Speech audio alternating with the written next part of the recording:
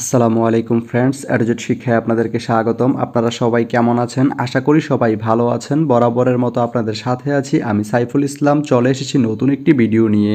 So আজকে আমরা জানবো আপনি হরসপুর থেকে মাইজগাঁও যেতে কোন কোন ট্রেন রয়েছে, সেই ট্রেনগুলো ছাড়ার নতুন সময়সূচি, বন্ধের দিন এবং গিয়ে পৌঁছতে কতক্ষণ সময় লাগবে বিস্তারিত।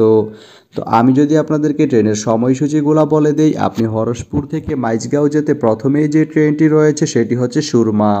সুরমা ট্রেনটি হরসপুর থেকে ছাড়বে রাত ৩টা ৩৩ মিনিটে এবং এটি মাইজগাঁও গিয়ে পৌঁছবে সকাল ৮টা ১০ মিনিটে। এই ট্রেনটির কোনো অফ ডে নেই। এরপরে রয়েছে পাহাড়িকা। পাহাড়িকা ট্রেনটি হরসপুর থেকে ছাড়বে দুপুর ১২টা ৭ মিনিটে এবং এটি মাইজগাঁও গিয়ে পৌঁছবে দুপুর ৩টা ৪ মিনিটে। সোমবারের দিন এই ট্রেনটি বন্ধ থাকে। এরপরে রয়েছে জয়ন্তিকা। জয়ন্তিকা ট্রেনটি হরসপুর থেকে ছাড়বে দুপুর ২টা ৬ মিনিটে এবং এটি মাইজগাঁও গিয়ে পৌঁছবে বিকাল ৫টা ৩৩ মিনিটে। মঙ্গলবারের দিন এই ট্রেনটি বন্ধ থাকে। এরপরে রয়েছে কালনী। কালনী ট্রেনটি হরসপুর থেকে ছাড়বে বিকাল ৫টা ৩৬ মিনিটে এবং এটি মাইজগাঁও গিয়ে পৌঁছবে রাত ৮টা ২০ মিনিটে। শুক্রবারের দিন এই ট্রেনটি বন্ধ থাকে।